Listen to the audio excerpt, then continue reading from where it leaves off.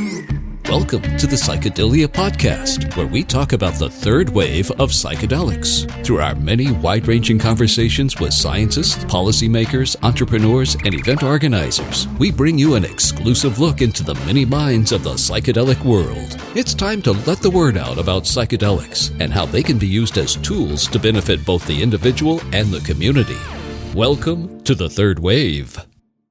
Hey listeners, and welcome back to the Third Wave Podcast. I'm your host, Paul Austin, for all of you new listeners, and I'm excited to bring you another show, this time with psychedelic comedian Shane Mauss. Before I get into the details of that show, we will start with this week in psychedelics, as we always do. This past weekend, the team and I attended Breaking Convention. So Patrick, who handles our content, Sen, who's another team member, and myself all went to the Breaking Convention conference in London for 3 days of talks, parties, photos, park walking, and a bunch of other stuff. You know, my probably personal favorite part of Breaking Convention was its location in Greenwich. I had been to London maybe 4 or 5 times in the past. This was the first time that I stayed in Greenwich, or that I've even visited Greenwich.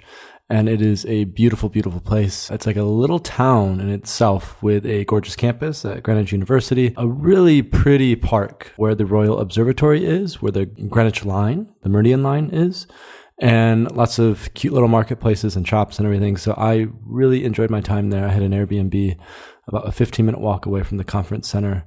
And I think because of that, was just really, really happy with how the conference went. I'm now getting a little bit sick, so please excuse me if I'm clearing my throat. I've had a fairly rigorous past 6 months, I would say, as I've really pushed hard to help the third wave grow. And now it has some legs under it, so I'm finally back in Berlin for a few weeks, and I'll be resting here before I have a few speaking engagements in the States. Then I'll be back to Berlin in early September, hoping to move here. I've been bopping around, as some of you know, quite a bit, looking for a home, and Berlin seems like a good fit at this point in time. So this week in psychedelics, again, Breaking Convention. Sorry, I got a little off track. I only went to a few talks at Breaking Convention. On a personal note, struggle with some of the talks at psychedelic conferences.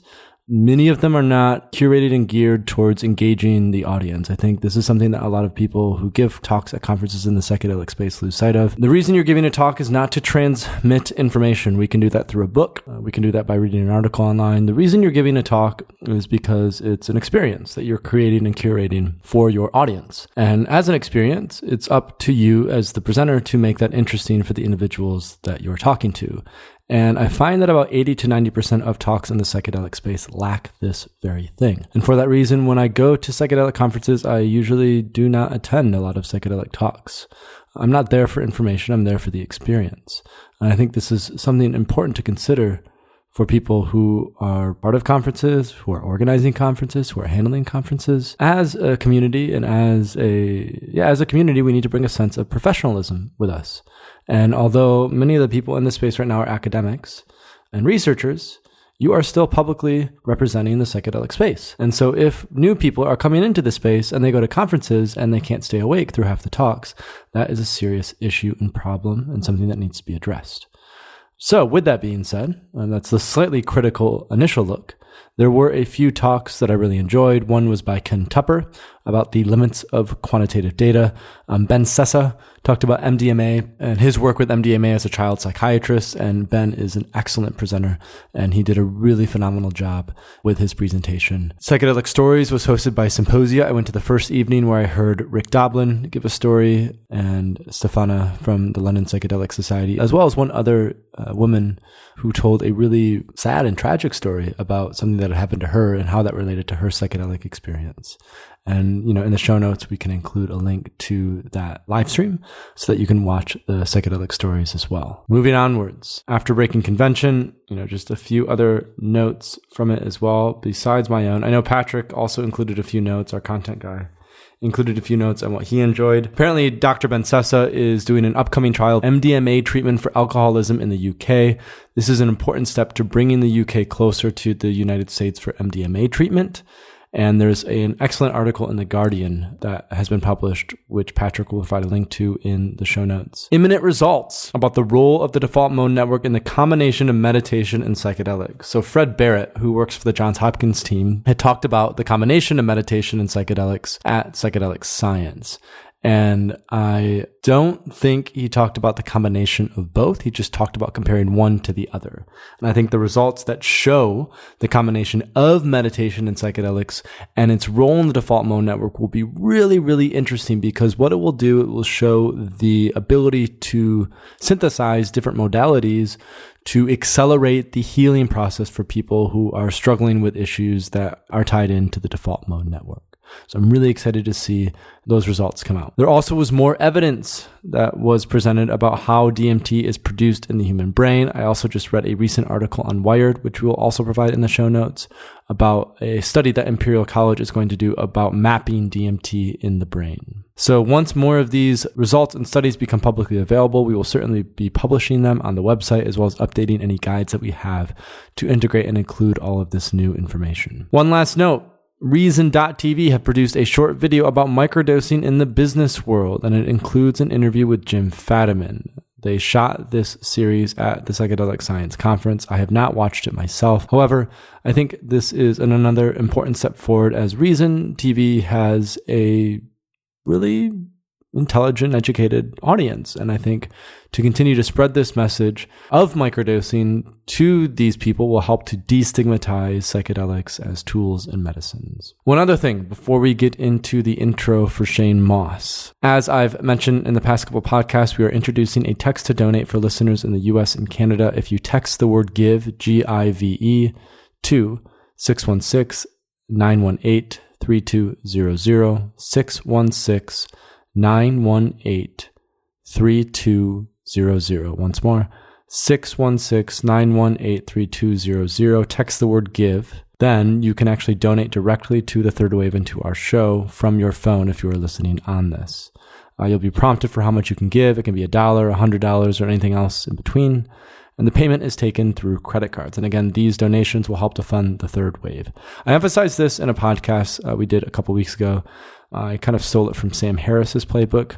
Basically, there is right now still an apprehension to pay for digital media. And I think it's important to remember that your donations help to create a listener-supported podcast, which enables me to be completely independent in my voice. However, having said that, if we don't raise enough donations within the coming probably next 2 months, I've said before on the show that I do not want to do advertisements. However, this requires a lot of time and effort and money. And frankly, I am running low. And so if we don't receive enough donations in probably in the next couple of months, we will switch to a different model, which will probably include advertisements. So I think that's up to the choice of the listeners. If they want their attention to be sold, that's how it will be. If you want to maintain authority and autonomy over your own attention, I encourage you to make a donation. So now let's go into the intro. So we got Shane Mauss on the show. Shane, I first saw Shane when he was doing his psychedelic comedy tour. He came to Grand Rapids, Michigan, my hometown, and I went to his show with Jonathan Thompson from Psychedelic Parenting and had a really fucking good time. Shane is hilarious, and I wanted just to get his thoughts on the DMT experience, on mushrooms, on his personal experience with psychedelics, especially about his transition into the world of these mind-opening substances and how they've influenced his career in stand-up. Shane will describe his experience with DMT and psilocybin mushrooms and how they've shaped his view of the mind and the world, and what psychedelics can do for people who have developed unhealthy modern habits. Shane's a really fascinating guy. He's someone who's extremely well-read. He runs his own podcast called Be Here Now, where he interviews top-notch scientists about various aspects. I think sometimes when we think of comedians, at least for me, we don't really recognize just how fucking brilliant they are. And Shane is one of those people. So I think you guys will really enjoy this podcast. If you do enjoy the podcast, please leave a review on iTunes. And also remember, we have a Patreon donation page, patreon.com/thethirdwave, where if you want to become a monthly supporter and get some nice little cool gifts and shit, you can do that as well. So again, thanks so much for tuning in, and enjoy this week's podcast with Shane Mauss.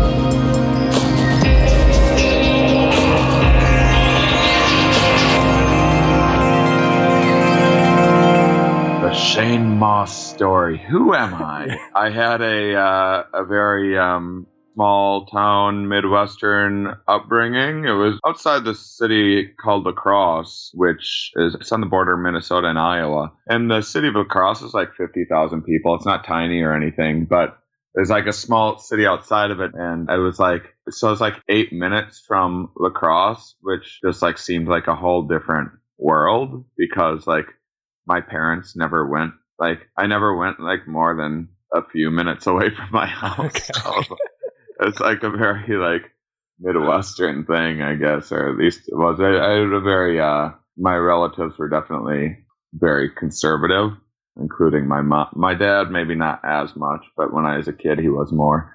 So I was like, I had like a very sheltered kind of upbringing, which like drove me insane from a very early age. I was just like exceptionally rebellious and was like a real nightmare for my parents and everything and any authority figure. So, you know, I got into psychedelics when I was like 16, just like trying to get into trouble really. And then I really took to them, mushrooms especially. And it was, so there were a lot of really incredible therapeutic and consciousness expanding. I'm always like a little unsure of like how pretentious some of that sounds because it's definitely, I mean, it definitely expands your kind of mindfulness and awareness of, for example, like little things like when I was a kid, if someone was like, hey, look at this scenery, I'd be like, what the hell are you talking about? Like, why would I look at a hill? Like,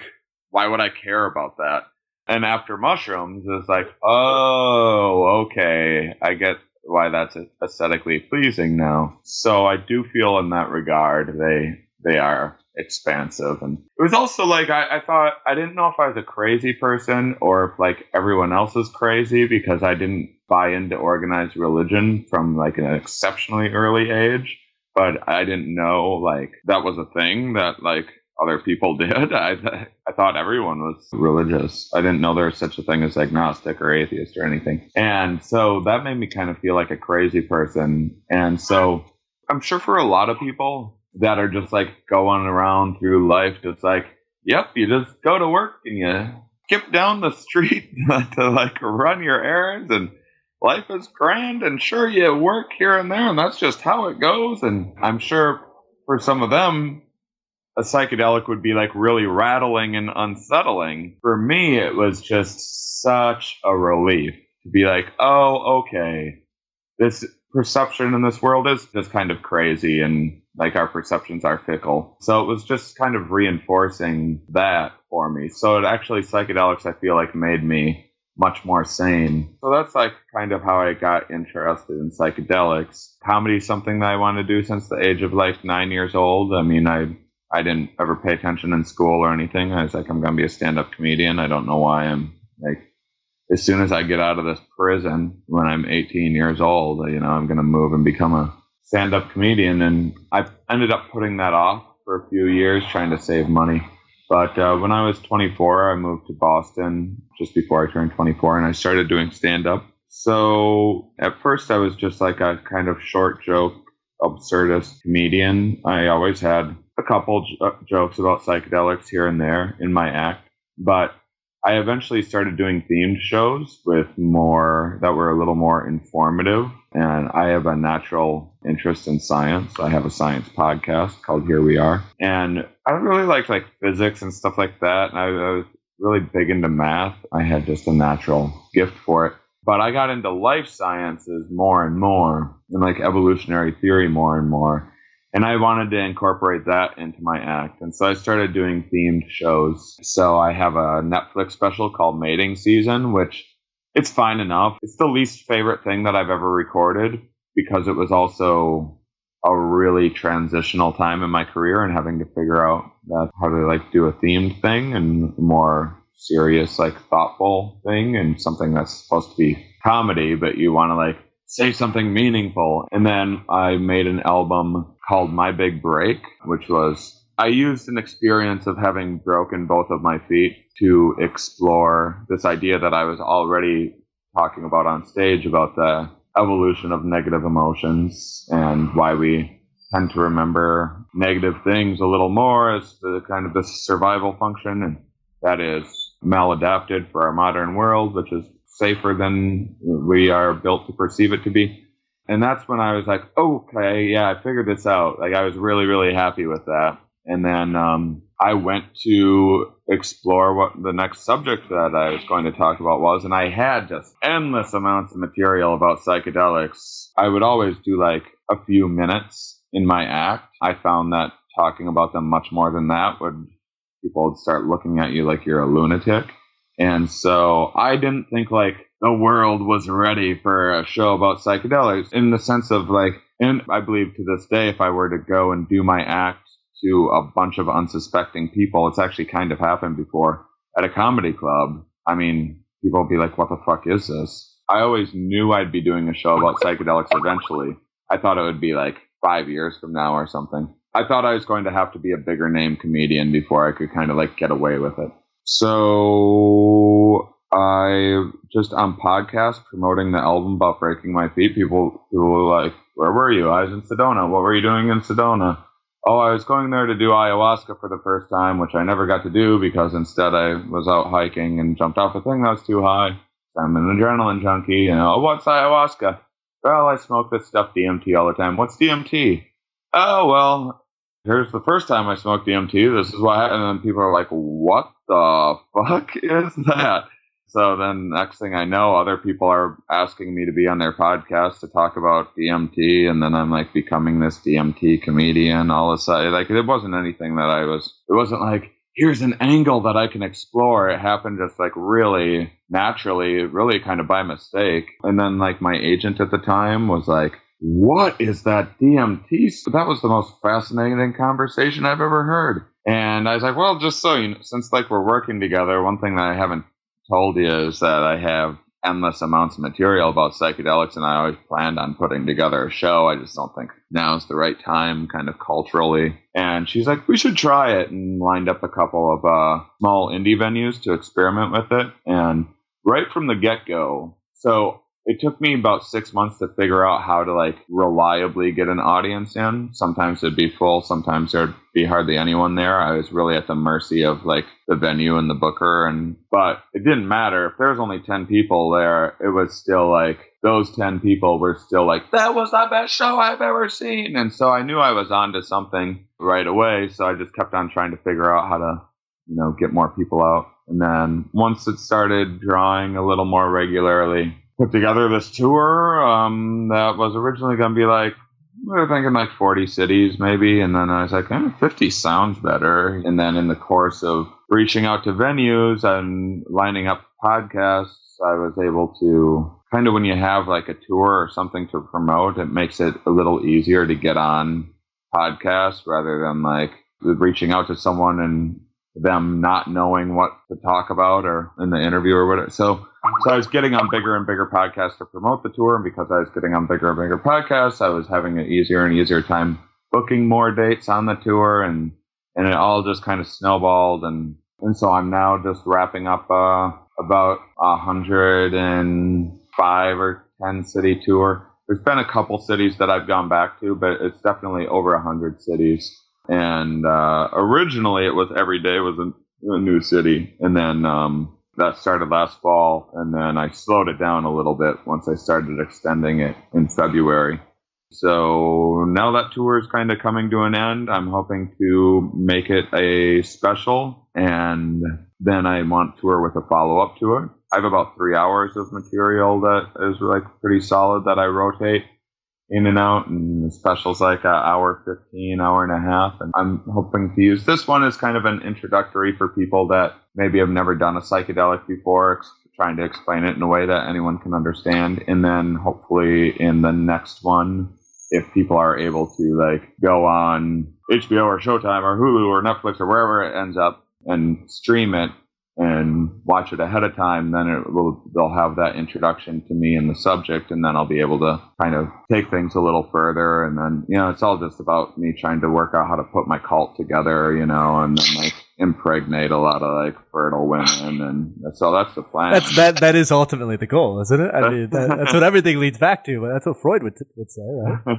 I'll summarize a bit, just because that was a lot to process. So basically, you grew up in a Midwestern town, a small Midwestern town, and you were like, basically, fuck this. And you took some shrooms, and you're like, oh, that hill. Now I get why it's beautiful. And then that led into, you knew you wanted to be a comedian from the age of 9. You ended up moving to Boston when you were 24, started doing comedy. And after you so beautifully explained your first DMT trip on a couple of podcasts, that happened to catapult you into doing a comedy tour about psychedelics. Would that be like an okay way of summarizing it? Yeah, absolutely. Now let's do an extension of your summary. And that's great. My friend Mike Kaplan has a podcast. I think it's called Hang Out With Me. And after the podcast, he does a summary. The podcast has a separate, 3-minute podcast. Mm-hmm. And then he does another minute-long summary of the summary.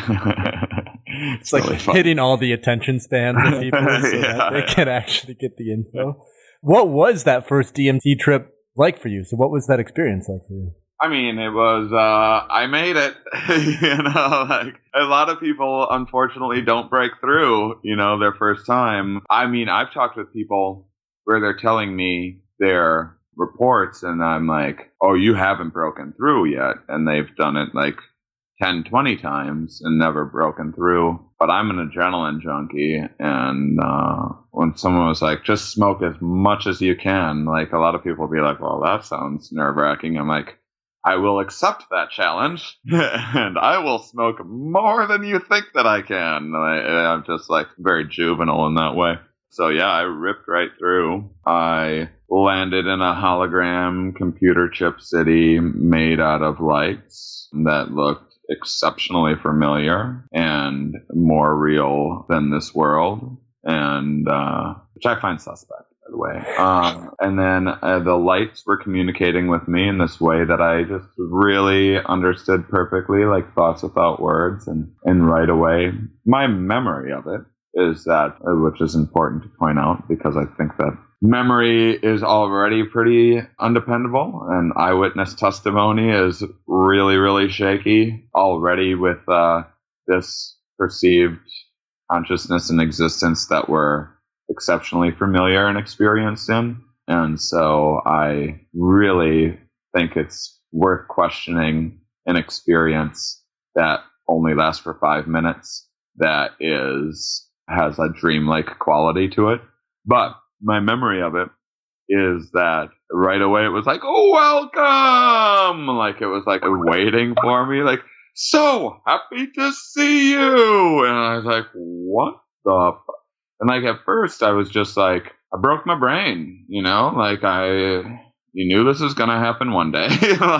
You knew you were going to keep on pushing it. And then eventually things are going to go bad. And you've been heading this direction for a long time, and it happened. Your brain is broken. And I don't know how this is going to, so I guess I'll just be in a mental institution or something, and they'll have feeding tubes in me or something. How would I, how do I feed my, how do I keep the machine functioning that my brain exists in? And so that was my first thought. And then I wasn't freaked out. I was just shit, no, sorry, Mom. It wasn't scary or anything. It was just kind of embarrassing. And then knew that that's what I was thinking, because either it's gods, aliens, or the inside of my head.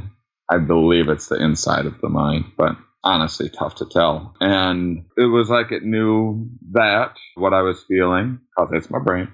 And right away it was calm down, focus, pay attention. And it started explaining how it communicates, which in this particular trip, which DMT trips can vary wildly. And then also at the same time, they can have a lot of similarities, or I might have 5 different common DMT trips that I'll have, and then a whole bunch of other ones that's what the fuck was that? I thought I had DMT all figured out. I've done it 100 times. And then surely I won't see anything unexpected on the 100 and then first time, and then you'll do it, and then you're like, oh, all of those 100 times were wrong.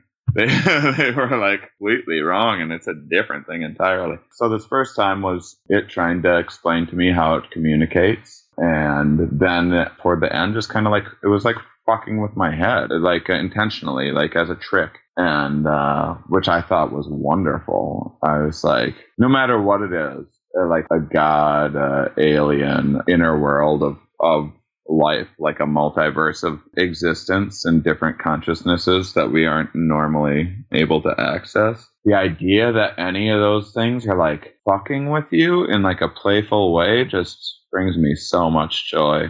And I mean, I saw this like, when I say fucking, it was like, after it was explaining to me how it communicated, it was like, now do you really want to see something? Like it's going to show me the meaning of life. And I was like, look over here. And then it was just like this weird, like out of place, like 2-dimensional, like really didn't fit into this DMT landscape at all. Like cartoon Cheshire Cat just laughing at me. I'm like, what the fuck? And he's like, I'm just fucking with you. And I'm like, what? And I was just immediately out of it and like back to normal. And I'm like, what the fuck was that? So, I mean, I knew after the first time smoking DMT that it was like, most likely going to be a lifelong pursuit for me. I'm a naturally inquisitive person, and having new experiences and those like aha moments in the mind are like what I obsessively chase after. And I don't really even like reading, but I do it all of the time just for the for like hours sitting there reading this thing that I'm kind of bored by, and then like something clicks. I'm like, you know, and like all I do is I read like pretty dry science stuff, and like that's me. That's what I chase. And DMT, whew, that's, you don't have to labor through a jargony neuroscience book for 5 hours to have that feeling. DMT, you'll have that feeling 1,000 times a second. And it's just this incredible mystery to me. Maybe it eventually won't be that much of a mystery. Who knows? But we're a long ways off from that. And yeah, so I find it endlessly fascinating. And since then, I'm always trying to think of like science-y kind of explanations for my DMT trips. And then sometimes I have somewhere like, fuck, all those ideas are wrong. That's not, it's something else entirely. Well, it seems like with some of these other substances like mushrooms or ayahuasca or even LSD, you know, you go into these deep states of whatever, an altered state of consciousness. And oftentimes it's like a little easier to identify why you had like a bad trip or why you had a good trip or what these like underlying motifs or symbols or whatever were in some of these really intense experiences. But it seems like what you're describing with the DMT experience, what I've heard from other people, it can sometimes be like that, but it's often more just like a what the fuck. How much meaning do you like ascribe to the DMT experience? You just kind of pick and choose what seems to be like desirable or impactful, and you just kind of do away with the rest, or do you just kind of go in with a completely open mind and you're like, whatever happens, happens? Yeah, so if I remember something from the DMT experience, so if I like smoke it and I'm like, oh, there's like this loop, this inescapable loop of time going both into the future and into the past, and it's this like eternal loop that we're stuck in, and like all of this happens over and over again, then I go, well, why would my brain perceive things that way?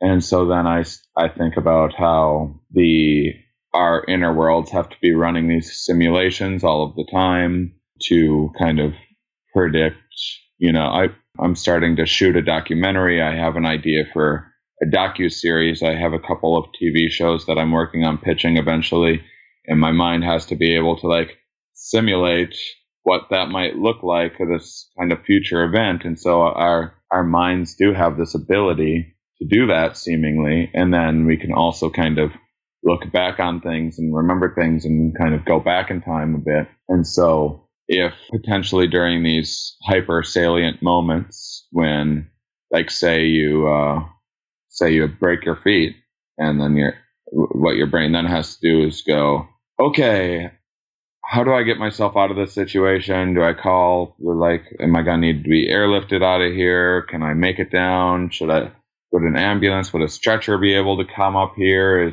Is this terrain going to be too difficult to navigate? And kind of am I going to be in a wheelchair for the rest of my life? Or do I need to call and cancel my gig for this Friday? And so you're just like, in no time, your brain's just running through all of these various simulations, and then also drawing on past experiences too, simulating the past. So you're like, did I see like a show about like 127 hours or something like that? Like, how did I get through? Like, and drawing on past experiences to help make better future plans. So the brain, on some level of perception, is able to do this really rapidly. I mean, when people say life flashes before your eyes like that, I mean, it's really underselling it. It's not only is your life flashing before your eyes, but everything that could have been does, and everything that might be in the future does as well, in like seconds. But there would be only so much processing power to simulate so I can think about what I'm going to do tomorrow and picture it pretty well. If I'm trying to put together a 5-year plan, things start getting foggier and foggier. So maybe in this level of perception, you're seeing these simulated states going forward and backwards at the same time. And as it's running out of processing power, that those kind of timelines start getting foggier the further away they get. And as they get foggier, it creates like a horizon look to it, like a bend. And then it creates this thing that looks like a loop. And what looks like a thing that comes together, which is the future and the past, is actually just your brain filling in this. It's like object permanence, like a baby. A baby doesn't, like when I play peekaboo with a baby, it literally thinks my face disappeared. And then when it comes back, like, oh my God, that face is back. Woohoo! I thought it was gone forever. And it takes your brain a little while to learn this object permanence stuff. But then once it's built into the brain, maybe the brain's perceiving things like that all the time. And so maybe rather than being in this inescapable loop, it's just the outcome of object permanence filling in what's actually a gap and no connection. And perhaps when people are like really deep thinkers and deep meditators, they're accessing little aspects of these inner worlds that they are projecting onto the outside. And that's where ideas of like reincarnation and stuff like that are coming from naturally in the brain. Or like when Elon Musk is like going on and on about how this world's definitely a simulation theory. And like, one, this is a very sexy idea that he's getting publicity for, and two, what if he's an exceptionally deep thinker, and on these levels there are these odd simulations going on all of the time that seem very different than this consciousness does? Would you then project that outwards? So that's like one example of like one thing that I'll notice in the DMT space that I then try to dissect to figure out what's maybe happening in the inner world, and then how it's being expressed through people and in our culture and in our environment without like knowing why it's without people like consciously knowing why they're doing it. Like we use like these metaphors all the time too. Like you call someone cold, or it's not their temperature, or you call someone distant when they're standing right next to you. And so we use all these like metaphors all the time, and some of them, if you like pay attention to them, can be really, I think that it can give you insights into some of what the mental processes are. If you say someone's like hooked on something, like that's a metaphor. It doesn't mean like there's like a psychological hooks, like an addiction, or like you fell for somebody. But even falling for somebody is a metaphor in itself, right? Exactly. And what does that mean?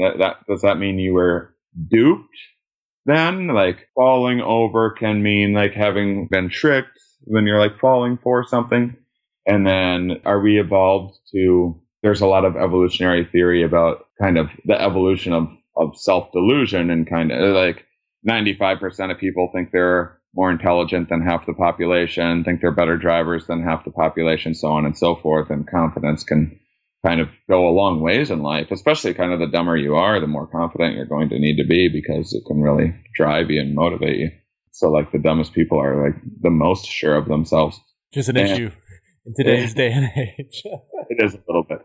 But so when you say like falling for, like, is it like your brain is deceiving you into actually like being tricked intentionally by this other person, because within that you can fall in love, which is this bonding mechanism to help you stay together and committed, because our offspring are incredibly expensive and having two people around.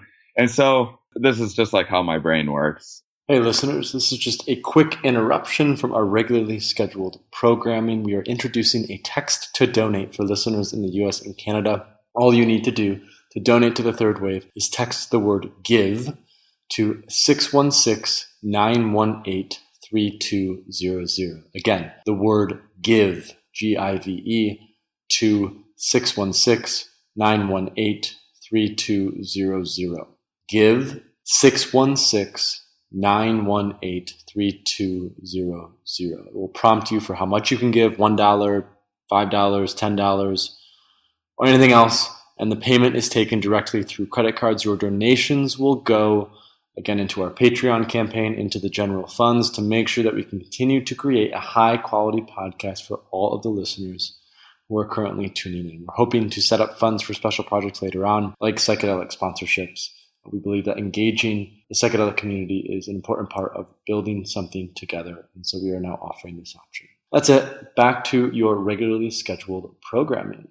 I'm going to add something, because basically I read this book, Metaphors We Live By. Have you? Oh, wonderful. I'm going to write that down. Yeah, read that, because everything you're talking about right now is basically about how, as a culture, we create these containers in which these metaphors exist that then dictate our actions and behaviors without our recognizing it. So kind of what you're talking about with like DMT and like seeing into and under these. This is why like psychedelics and DMT can be so interesting, because they help us to disassociate or disidentify from cultural metaphors that we find to be poisonous or unhelpful in a way. Yeah. And with, kind of as you're talking about evolutionary psychology, like there seems to be more and more people who are reconnecting and getting in touch with these kind of basic human principles and values that we've lost touch with as a result of like modern cities and civilization, consumerism, materialism, these sorts of things. So like, and I'm just contextualizing this to... Yeah, you mean we didn't evolve to work in cubicles? It's weird. It's a really weird thing. And that us hyper-social primates are isolating ourselves and undergoing tremendous amount of stress and loneliness and completely unsure why. It's strange. We fucked up a lot of things for ourselves, but we might be sorting it out. What I kind of like to, I do like to keep an optimistic somewhat perspective. It's like this model has worked until it's not working anymore. And it's like, we've gotten to a point with, like, for example, capitalism, that like it's kind of lost its usefulness, because we now have all these technology and tools available that we can start to evolve basically as a global species and like a global society.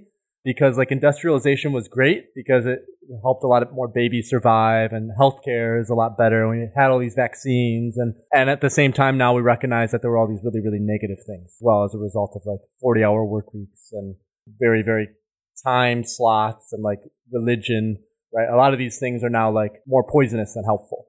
And so it seems like psychedelics are helping to facilitate this kind of transition for a lot of people from kind of demooring, disidentifying from these cultural values and starting to recognize that like the values that we should hold true are like, for example, when we talk about evolutionary psychology, like the importance of connection and community with nature and the earth, or Yeah, I mean, the brain's really good at learning, and the brain doesn't like having to like relearn things over and over again, so it creates these efficiencies and these like what habits are. I mean, in addiction's just like hyper learning too, but it's just so the brain doesn't have to like sit and crunch every possible, like you can just kind of go through the motions and get through your workday, and it just gets more and more efficient in that way. Well, unfortunately, as we all know, some of these habits that our brains have worked out for us are really detrimental and can create stress. And stress really creates a lot of like tunnel vision. And so then you miss a lot of opportunities, and you're not making like new connections, and you're not having the same kind of neuroplasticity that you might have in a more stimulated environment, like actively stimulate, not like passively watching TV, but like having to like go out and find food and try new foods and like, should I taste this plant? And having to have all these new experiences all of the time kind of keeps the brain young and fresh and able to figure out when there's behaviors that need to be changed. But psychedelics seemingly create a whole lot of new connections in the brain, at least temporarily. I mean, it can induce synesthesia and you can have all this crosstalk in the senses, which is really incredible because there's this like synaptic pruning. Like those connections have been gone since you were like 2 years old, and where the brain had to be like, okay, this is what a smell is,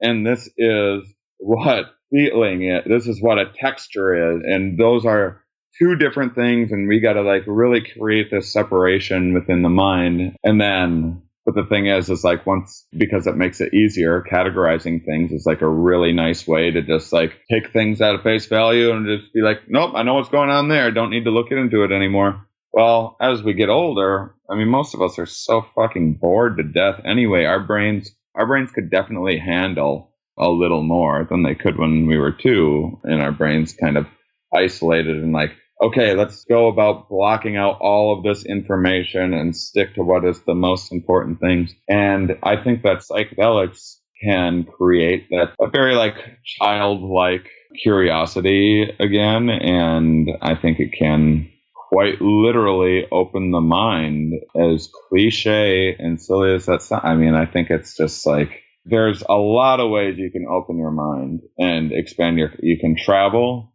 and go and visit different cultures and read books that you never thought you'd read and start opening doors with your non-dominant hand. Will even like introduce new connections in the mind. There's just having new experiences and mixing it up. But a really quick way to do that is to trip, and it could be as stimulating as like a European vacation, and like even more. It's like a European vacation condensed into 15 minutes sometimes, like a DMT exactly. trip, right? Yeah.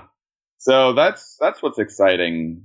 And because I think there is a subset, I think the more habits you have, and especially threats in your environment, which make you psychologically just more careful, less likely to seek out new experiences because there might be additional threats out there. And there's like a ton of threats in your pre-existing environment. And you at least know this one, you at least know these threats, and you're doing everything you can to manage that. I'm not going to go out and seek out more dangers. I'm doing everything I can to keep up with these ones. As far as I know, out there, it has even more threats than here. So the people that are what we call closed-minded and like very set in their ways, that's like only going to get worse. It's only going to lead to more neural atrophy. And a lot of people are going to be really, so to try to convince someone like that to like, hey, maybe you should try meditating or yoga or go and see a therapist, or gonna be like, well, I'm not a faggot. Why would I do those things? I'm not a horrible, horrible, sinful faggot. But what people might do is try a drug. People like drugs. And so it could be this incredible opportunity to reach people that need it the most. I mean, I don't think that there's a lot of inroads there with like ayahuasca or like iboga, because how are you, like, your most closed-minded, like, racist person is really the person that kind of needs to help the most. Well, at least second to the people that they're hurting. But to be like, hey, you're going to go to Peru and there's going to be a shaman, some like black foreigner, like wearing face paint, half naked, and like playing weird music like you've never heard before. Like, those people aren't going to do that, But I think like DMT, only 10 minutes. Like, I can do anything for 10 minutes. Trouble is DMT can be exceptionally jarring. I'm not sure it's the best for psychedelic for like everybody. MDMA. I feel like that's what MAPS is doing, kind of, right? MDMA, I think, is like a really exciting possibility in that regard, because MDMA is like, it's nowhere. Nice. It is. I mean, it's nowhere near my favorite psychedelic, but Well, you're a risk taker, right? You're an adrenaline junkie, and like MDMA, it's just this very kind of soft, like. But I think that's because psilocybin mushrooms are also really effective. But I think the reason MAPS focused on MDMA was because for the exact reasons that you're talking about. It's like it's a synthetic. It's more comfortable for people probably who are suffering to become acquainted with it. And I think Rick just loves MDMA in general, Rick Doblin. And so I think that was also like, it was probably maybe a bit of a personal thing as well. Yeah, I mean, I don't even think he does MDMA that much, or not as much as you'd think. But I think that he genuinely very much believes passionately in the therapeutic benefits of it. I don't like speaking for anybody, but I think that's pretty safe to say. But in talking with Rick, I was actually kind of surprised that I was like, oh, do I do more MDMA than you do? And I don't really even like MDMA that much. I mean, I don't dislike it. I find it to be, when me and my girlfriend do MDMA, holy shit, it's like, whew, we work some stuff out. See, it's like relationship deepening, right? And that's what it's really, really good for, I feel like. Yeah. So I do love it in that regard, but like, again, I'm a fucking juvenile adrenaline junkie that like, and I like it that way. I don't want to grow out of that anytime soon. That means I'm dying. Or not doing comedy anymore for that reason. Right. I mean, how often do you trip? Like, we were talking about before, these experiences are intense. For me, I microdose a lot because it's a little bit of a better way to kind of have some of these input from the substances in your everyday life. But like intense trips, right? Just like going and traveling or just like reading a really intense book, like these things take time to process, especially like high DMT. So for you, what have you found to be like a good kind of like once every month, once every 3 months, once every 6 months? What for you has worked out? It changes wildly. Like I've smoked DMT like 10 times in a weekend before. And then I've also, I see that face so often whenever I tell people about my DMT use. But at the same time, I have not done DMT since last August because I'm still integrating my last one. So it just depends like how intense the particular experience was. I mean, if you do DMT 10 times in a weekend, a lot of times it's like the same sort of narrative over and over again. So you're like just getting a little more clarity. And then when you haven't done it in a while, sometimes it can be like exceptionally jarring. And so I'm always like I'm always just kind of winging it. So I like on my tour, because I was traveling through most of it, I was traveling to a new city every night. I didn't really have the opportunity to trip. I'm doing like this whole big tour about psychedelics, and it's like the least amount of psychedelics that I've done in a long time. And then I went through, I'm in a kind of a transitional time right now because this tour is wrapping up, and I have really exciting opportunity, like ball in the air stuff that it seems like something's definitely going to land, at least, if not all of them. But I don't know which one right now, and I don't know which one I should be putting my time and energy into. And so during a transitional time, I typically get exceptionally depressed because I'm like a little bit manic depressive. And so like my brain will just naturally, depression will be a way of my brain just like putting the brakes on everything. Like, let's just make sure you're not fucking up and like going down the wrong path. So when that happened a few weeks ago, I knew it was time to start doing mushrooms regularly again. And so I've been doing mushrooms like every 3 days. And so I'll do that for like a month or two to come up with new ideas to like figure out my at what dose level? Pretty like medium doses. I haven't done a super dose in like 2 years. I'm saying like around, is it easier for people to say it in terms of eighths? I always think like if you're a casual user, you'd think like an eighth because that's what you're buying. So I'm doing like a half an eighth to a full eighth to maybe sometimes like 5 grams. I don't think the 5 dried grams is like the super trip that Terrence McKenna talks about it being, at least not for me. if I'm by myself with my eyes closed, I can get into like some really intense spaces. But 5 grams, I can also like be walking around. Like I can like run to a grocery store and like I can fucking run errands if I want to. So 5 grams is like your microdose. I'm doing a lot of like half a gram and gram trips as well. So say I'm probably doing 3 mushroom trips a week, and it will be like one will be like around 3 grams. One will be like a half a gram or a gram. And then another one will be like 2 grams. And then like once a month, I do like a 5 gram or one. And probably another, I would say in July.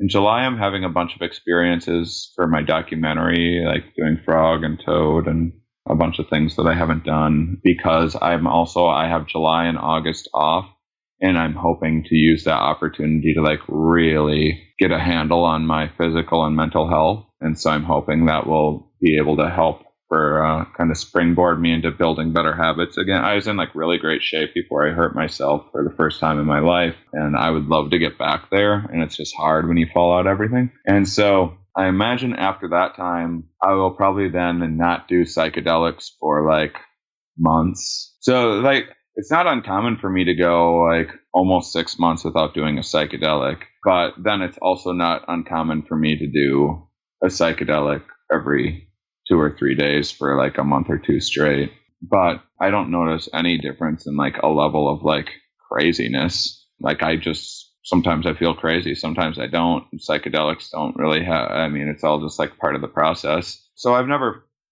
felt like, am I losing it right now because of these psychedelics that I'm doing? Well, maybe during a trip, but not, in my everyday life. I haven't really ever felt that way. It's just sometimes I'm like, if I want to start like exercising and building habits, psychedelics aren't always the best for that. Psychedelics are really great for like coming up with new ideas, finding some solutions, figuring out some directions. But then the actual act of like, okay, here is the mundane horse shit that I have to do to like, okay, fucking push-ups, I'll do, stuff that like is really stuff that I just can't be bothered with, like not in an arrogant way. Like I just have an exceptionally hard time getting myself to do like the small minutia of like booking a dentist appointment and like shit like that. And so when I'm trying to get on top of things in that regard, I don't find psychedelics to be terribly helpful. So, well, this is, I've been talking about this with a few friends of mine. It's like, there's like this balance between like internal work and external work we do, and like internal work in terms of what you're talking about, like setting the compass, right? Setting the direction, coming up with new ideas, like kind of facilitating transitions. Psychedelics are really good for that. But when you actually have to like put each foot in front of the next and like take the initiative and like start driving the bus. Cocaine. Okay. I'm trying to. Speed. You missed my first joke. Amphetamines. I'm doubling down on that joke. That's where we go. No, so it's like they're not great driving forces. They're really good at helping us reposition. But like, and I think for me, like, this is something that the psychedelic space, even by like as a big thing, is struggling with. Is like, where is that balance? Because a lot of people in the space are very internal, and because they're into psychedelics, it's like there's a lot of work being done. But something that I see missing is like, where's the initiative? Where's the drive? Where's the push? And we see that from organizations like MAPS and Beckley and like, what you're doing with the comedy tour. But I think I really would be interested to see more of like that kind of entrepreneurial drive and initiative and spirit balanced with some of the internal work that's already being done. It seems like Aubrey Marcus is like kind of trying to explore that. He's doing a good job as well. Yeah. I'm not terribly familiar with him or his work or on it or anything, but I've been on his podcast. He was on my documentary, and the little bit that I do know seems like he's pretty like integration oriented. Unfortunately, he's too fucking handsome for me to stand, but that's his curse, and he's gonna have to. He's got to deal with that. Well, let's wrap up, and just before we wrap up, what's next for you? So we were just talking about all these transitions and things. Obviously, you're wrapping up the comedy tour right now. What kind of is on the horizon for you in terms of projects? Well, so this documentary that I'm doing, I just watched some footage the other day, and it's like, I've never done a documentary before. And so some days it's like, I hope that we got something out of that 8 hours of filming, like me on mushrooms, like talking. It was like as we started doing this documentary, it's actually part of like what was happening with my depression. I was like, I already committed to doing this. And then like, as I was filming stuff, I've never done a documentary before. So I was like, I don't know, is any of this going to be entertaining or good? And I finally watched like some of the first cuts of it. And I'm like, oh, this is going to be so good.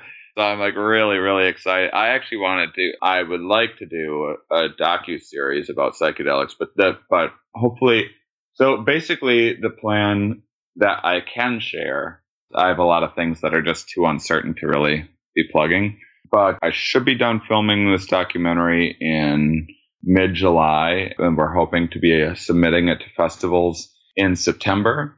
And then late September, the plan is to record the show, A Good Trip, my stand-up show that I've been touring with. Also in mid-July is when we're starting the process of figuring out distribution, if someone's going to buy it or if I have to pay for it ahead of time, and then if a place will acquire it later or if they'll give me the money up front. So it's like the details like that need to be worked out. I need money, guys, is what I'm trying to tell you if you're listening to this. I'm doing some really important stuff and I just need all of your money and your women as well. But it's a great cult that I'm building. It's a fun one. There's cool drugs. Everyone's pretty chill. Do you have a commune yet? Like, have you set aside land, to move to? I would love a commune. Again, kind of organize this money together. So we can send me if you could just sell off all of your possessions. So the idea is that the stand-up special should be like a very easy sell. And then not necessarily easy, but a sure thing. It will be sold. It will be on somewhere and people will be able to stream it. The documentary will be a little less certain than that as far as whether it will, you can always put something on fucking YouTube, but whether it will get like real legitimate distribution. And a big part of that will be, I think the stand-up special will help sell the documentary. And then at that time, I'm hoping to do a follow-up tour, potentially a docu-series after this first one comes out.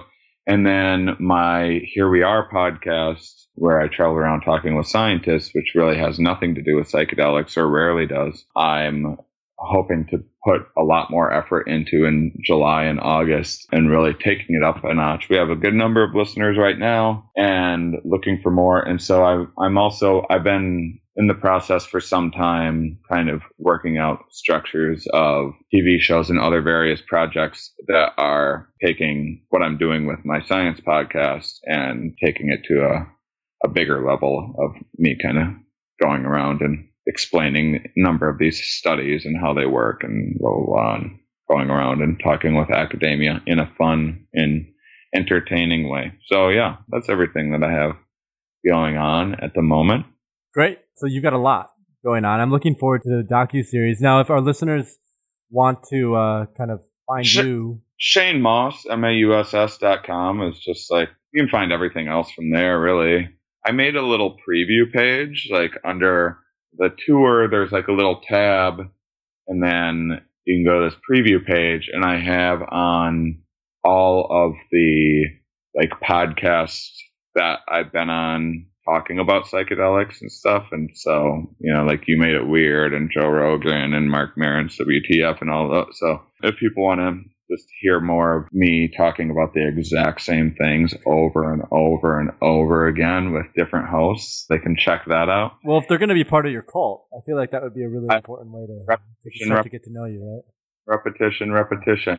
And then just, I would just start figuring out. I'm always looking for ideas. If you think like, if you have wardrobe ideas for what we should wear in our cult or like anything like that, just reach out to me. We're very open to suggestions. And as long as you're more suggestible than I am, that I will be slightly suggestible to. So everyone gets to contribute.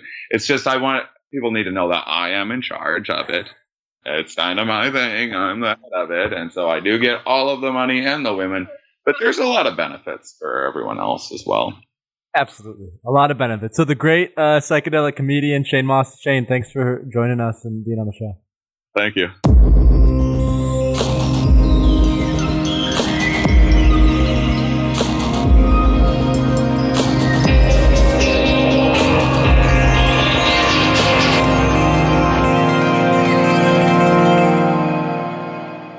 Hope you guys all enjoyed the podcast. We have a couple questions now that the podcast is done, as we typically do, answering listener questions at the end of the podcast. For this week, we just have 2 questions. One is from Paul Rafa, who asked, will SNRIs, and this could probably be doubled for SSRIs as well, but will SNRIs block me from having a level 5 trip on mushrooms? I've taken 7.5 grams on several occasions and cannot reach a level 4 or 5 trip. Is it possible that I just have to take more? I'm not going to give a straight answer to that, mostly because I'm not a doctor, and I would feel very, very hesitant to give any sort of medical advice, especially when looking at how we're combining psilocybin mushrooms with things like SNRIs or SSRIs. I will point you towards an article that Patrick wrote about mixing antidepressants with psychedelic substances. It's on our website. We'll provide a link in the show notes.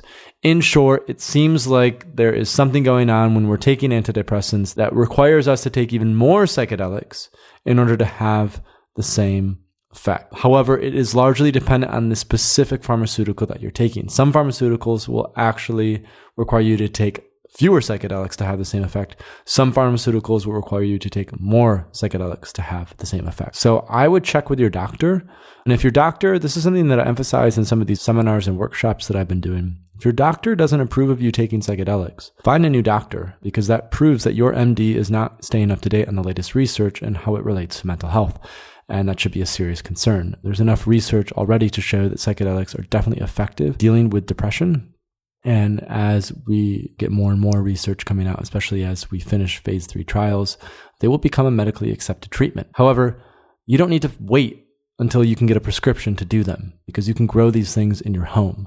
And I think it's up to us as individuals, especially as we live in an increasingly out of touch world where our government and our political system is completely out of touch with the needs of the people.